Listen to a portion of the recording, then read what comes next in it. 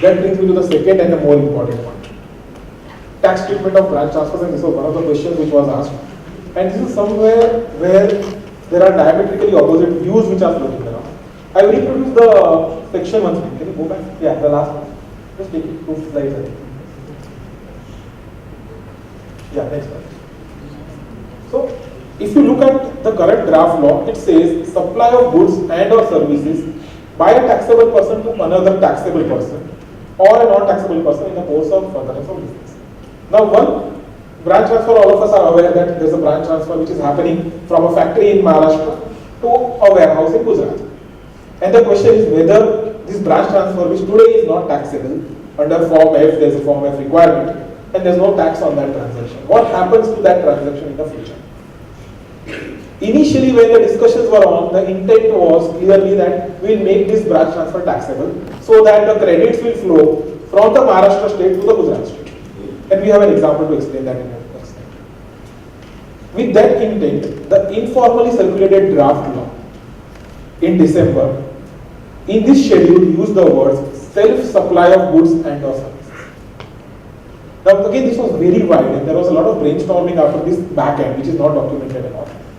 And therefore, in the final draft, this part has been removed.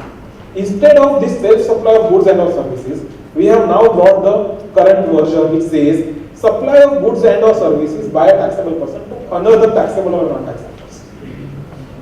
So, if you read the current law and contrast it with the old draft for law, you find that self-supply doesn't find a place. Instead of self-supply, we now require a duality. A person to another taxable person or a non-taxable person. So another word is important as contradistinction to self. And that brings me to the question that when you have X company, head office and a factory in Maharashtra and a warehouse in Gujarat, is X Maharashtra and X Gujarat another, or is it self? My first principles would suggest that it is self. It is not another, and therefore this clause cannot apply. Are you with me? Now there is another view which is floating in the industry after this draft law has been presented, to say that under the GST law, you have to obtain separate registrations for each state.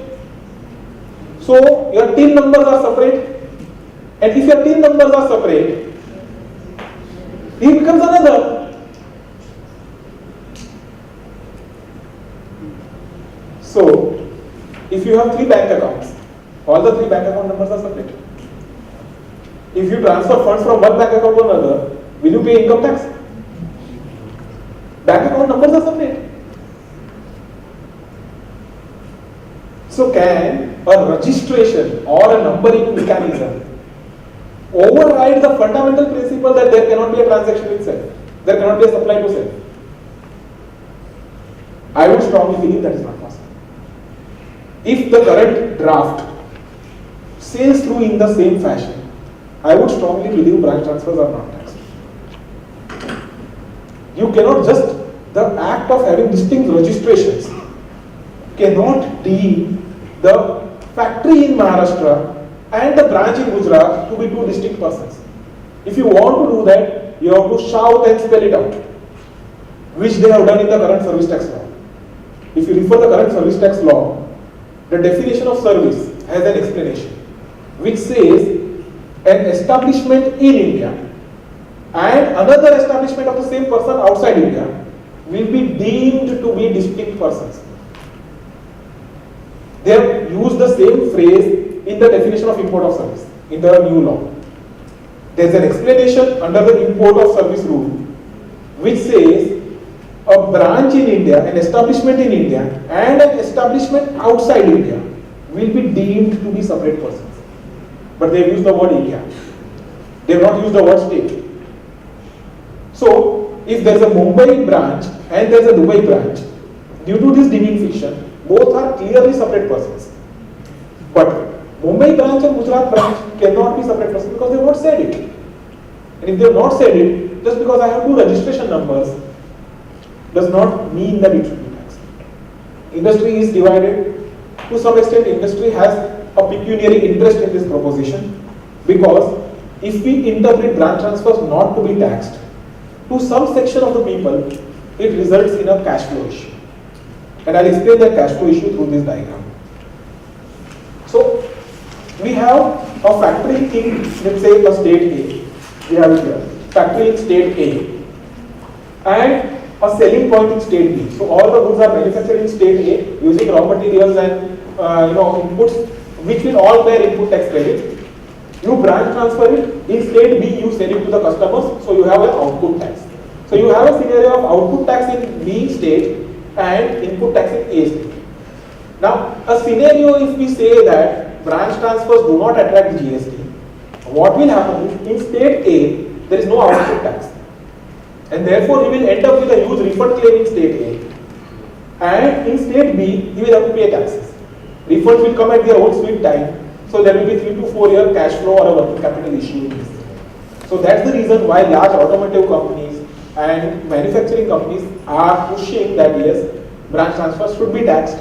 And because it does not count, they are interpreting this loosely to say that branch transfers also will be taxed.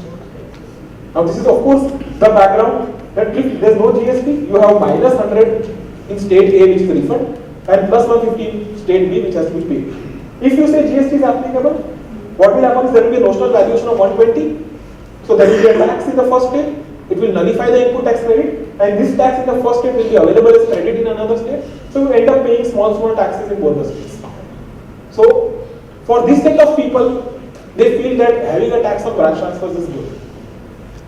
But this is a textbook example. Yes, it will impact some people, but interpreting this definition in that fashion has its own sets of pitfalls. Firstly, it's not one size fits all type of a solution, because not everyone will have this type of a scenario. This is an extreme scenario. Most of the people might have sales in the same state. Most of the people might have input credits in another state. Many products may not have input credit. For example, if you look at the restaurant industry, most of the raw materials might be exempted. So the really input tax credit is not a really big deciding factor. So you can have various situations. My suggestion and recommendation which we made to the BMO is that if you want to tax branch transfer, this can't be the situation. You specifically say that branch transfers will be taxed. And you give a definition for branch transfer which is very specific. Maybe you can say that any supply of goods for further manufacturing or further sale to a branch will be taxed. Be specific. Something like what we have in CFOM recited today. Bring something like that. Otherwise, what will happen is, if we interpret this to include branch transfer, or if they clarify this includes branch transfer, look at the concerns which will come. The definition is supply of goods and or services by a taxable person to another taxable person. So what will it cover? It will cover your normal movement of goods. It will cover your asset movements. It will cover your promotional items being moved. You have diaries which you prepare for the entire country and then push it across the states to all your branches. Calendars you send. You send your visiting cards, you send your stationery materials. All of that will become a problem. And more importantly, some industries, let's say an airline industry. You say movement of assets from one state to another is taxed. Aircraft moves 10 times a day from one state to another. If you are going to say that this is a supply from one branch to another, where are you entering? So you need one bureaucrat or one superintendent taking a view like this, that yes, there is a movement of an aircraft from Bombay Airport to Delhi Airport, and Bombay and Delhi are different states. So it's a supply of goods by a taxable person. Jet Airways has a registration in Bombay, it has a registration in Delhi. To another taxable because now we say another means another registration, and it is for business. So why aircraft movement should not be taxed? Yeah. Sir, do I need to took 30 registration for each of my branch? Yes, definitely.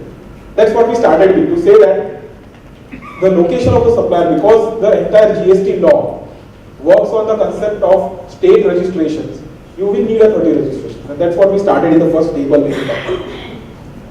So this is the second area where the asset movement will be a problem. The third and the more important area is provision of services. We talked about a head office representative, we talked about a multinational company, parent company's representative working for a subsidiary. Here you have within the same company issue. A corporate head office may finance manager going for a tax assessment of Uttarakhand. Same company's assessment. It's a service provided by the corporate office to the Uttarakhand branch. Because you are treating Uttarakhand branch distinct from the head office. Uttarakhand uses your company's logo. That's a branding service given by you. You market, you do an all India advertisement. That's an advertisement service given by you to you. It can just boomerang like anything. And therefore, we need to be careful in representatives and careful in taking a position. It's very loosely saying that yes, look at this example, I find a good cash flow issue, so let me either interpret this to be branch transfer or let me interpret this that branch transfer is the tax. But editorial is first, the scenarios still we can get some confusion, IBSP and all. Yes, all those options are there. Is that not that? So this is actually an extreme example. Yeah. That's what I started by saying that this is an extreme example. You will have output taxes in A state, you will have input credits in B state, and if that not be there and you really want only a branch transfer, focus on branch transfer. Don't look at a backdoor entry and backdoor interpretation so that it suits you for branch transfer. The biggest advantage of discussing this at this stage and thinking about it is that this law is still a draft law. So to a large extent, depending of course how much it will work is another thing. You can recommend, you can represent. It's still not final. So you can demand that this is what it should be. And I think that exercise we should do rather than try to interpret the commas and try to say that no, this is how it should work, not understanding the consequences which it will have on everything else in the industry. It can't be just my personal benefit vis-a-vis the industry as a whole.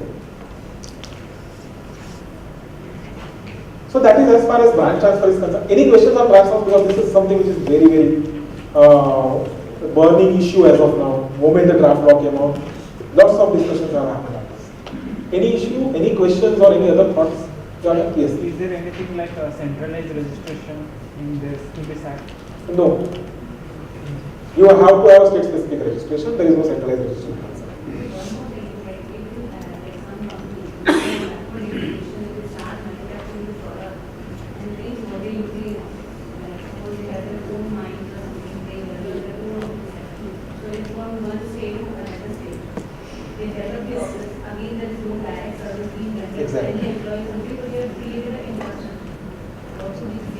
So I would believe that if it is the same company, based on my interpretation of branch transfers not being taxed, there is no distinct person, so there is no tax implication. But if you dilute another to mean another registration number, maybe you become an architect or an interior designer for the outlet in another state, and then there will be a notional valuation. So these are the concerns which I am trying to raise. That it can just reach any weird direction moment you dilute another to mean your branch. And that's why I would believe that we cannot read another like that. Another means another entity. It cannot mean another branch.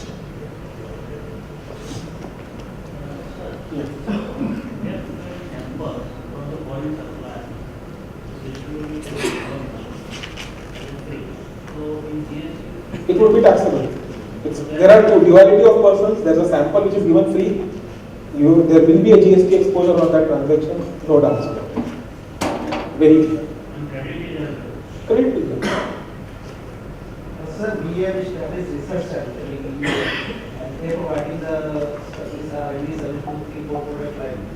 They also same company liable to. If all the product lines are housed within the same company, and if you agree with my interpretation that branch transfer is not taxed, then there is no tax on it. Within same like Maharashtra. Within same state there is no concern. Because there is no another taxable person. Within the state you have only one registration. The issue is between two states. What about within two states then? Then according to me no tax. Because I would interpret branch transfers not covered under the GST. If you say branch transfer is covered, this R&D center will face a problem. Same thing like what I told her. She had an architect wala situation. You have an R&D situation. Somebody else will have a branding situation. You can have n number of variations on this.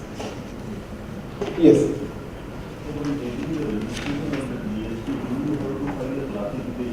Yes, yes. There's a detailed classification even for uploading of returns. There's something called as an HSN code for goods, which is they are imported from the excise rules only. And there is an SAC, Service Accounting Code, which will be defined based on the WTO classification. And every supply which you make will have to be tagged to an HSN code or an SAC. So when I have specified the line of business in that classification, if I do some other thing, I want to amend the. You will have to keep on amending it. You will have to add all these things. But supposing my classification is not showing one line of business, and just like you actually in the example, I am doing something in other state, then officer charge me under that registration. So, issues of classification, right now the law does not address them. Assuming it's a common rate, maybe it will not result in a lot of negativity. But if there are multiple rates, we are looking at 3-4 rates, you can have that you classified a product under X classification, actual classification is Y and the rate of GST is different or between the two. You could face a difficulty over that in some cases. But yes, when you go to the rate of tax, I will just touch upon that. That means we are looking at the time of accounting system classification code also required. Yes, yes, it will be required. Yes. Suppose I am using the 1,000 product raw material something. Yes, so it's a challenge, especially when you look at let's say a retail outlet or a multi-product company. It's a challenge. It's a big challenge, and we'll have to live with that challenge. So, Yes, last one. suppose the branch transfer is flexible, the value of the branch transfer, for example, I am selling a goods for 100 rupees on another page. Can I transfer the goods from Maharashtra for 100 rupees to another page, and when the payable and the setup will be zero over there? So you will have to notionally value because there is no defined value, there is no transaction value here. There is a notional valuation, so they have given rules for that. No, that will not be permitted. There are methods given for valuation, and we will follow those methods. Yeah, there are 3 methods. When you go to the valuation slide, we'll talk about it. There are methods given, and you have to follow those methods.